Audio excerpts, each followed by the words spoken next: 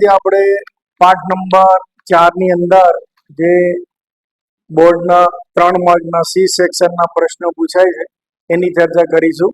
કારણ કે ઘણા બધા વિદ્યાર્થીઓની ડિમાન્ડ હતી કે સાહેબ ચોથા પાઠનો વિડીયો બનાવો.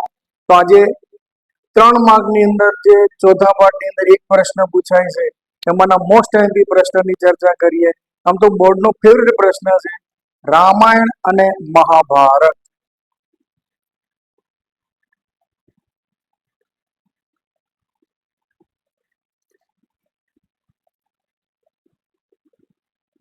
તો આજે આપણે વાત કરીએ રામાયણ અને મહાભારત વિશે, જે બોર્ડનો ફેવરેટ પ્રશ્ન છે અને ઘણીવાર બોર્ડમાં પૂછાઈ ગયેલો પ્રશ્ન છે. અને ઘણા મિત્રો હજુ સ્કીપ કરે છે વિડીયો. પૂરો જોવો તો તમને ખ્યાલ આવશે કે આ પ્રશ્નમાં શું કહેવા માંગે છે. તો શરૂઆત કરીએ આપણે રામાયણ અને મહાભારત વિશે, જે બોર્ડનો મોસ્ટ આઈએમપી પ્રશ્ન. અત્યારે જે આપણે રામાયણ અને મહાભારત વાંચીએ છીએ એ આપણને ક્યારે મળ્યું? ઈસવીસનની બીજી સદીમાં. ઈસવીસનની બીજી સદીની અંદર આ રામાયણ અને મહાભારતની મળ્યું. મહાભારતની રચનાની વાત કરવા જઈએ તો વેદ વ્યાસ મુનિ. મહાભારતની રચના કોણે કરી? વેદ વ્યાસ મુનિએ કરી. એની અંદર કુલ શ્લોકની વાત કરવા જઈએ તો 1,00,000 જેટલા શ્લોક છે. મહાભારતની અંદર 1,00,000 જેટલા શ્લોક છે. મુખ્ય વિષયની વાત કરવા જઈએ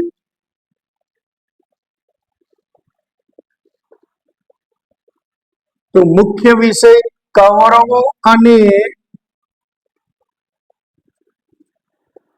પાંડવોની યુદ્ધ કથા અને કેટલીક નાની નાની ઘટનાઓ જોડીને આ મહાભારતની રચના કરી. ગ્રંથની વાત કરવા જઈએ તો મહાભારત વિશ્વનું સૌથી મોટામાં મોટું મહાકાવ્ય તરીકે ઓળખવામાં આવે છે. મહાભારત એ વિશ્વનું સૌથી મોટું મહાકાવ્ય છે. એમાં એક મહત્વનું એક અંગ છે મહાભારતની અંદર, તે શ્રીમદ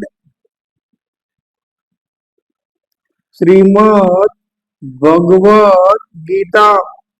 એમાં મોક્ષ પ્રાપ્તિના 3 માર્ગો બતાવ્યા છે. એક તો જ્ઞાન માર્ગ, બીજો કર્મ માર્ગ અને ત્રીજો ભક્તિનો માર્ગ. કોઈ પણ વ્યક્તિનું મૃત્યુ આ 3 રીતે થાય, ચોથું નહીં. વાત કરીએ રામાયણની અંદર તો રામાયણ જે છે એની રચના કોણે કરી? તો લખેલું છે વાલ્મીકી ઋષિ જે છે એને રામાયણની રચના કરી. રામાયણની અંદર 24,000 શ્લોક છે. ચોપડીમાં નથી આવ્યું, આપણે જનરલી સામાન્ય નોલેજ સાથે આપણને ખ્યાલ હોય કે એમાં 24,000 શ્લોક છે.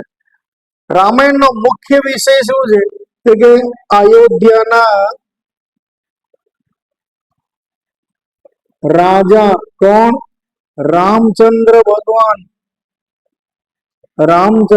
ભગવાન જે છે એની જીવન કથા છે.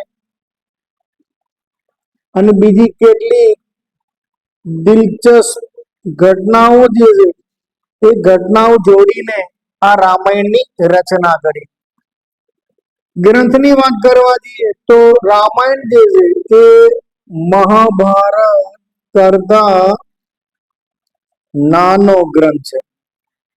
એકચ્યુઅલી રામાયણ જે છે એ મહાભારત કરતા નાનો ગ્રંથ છે.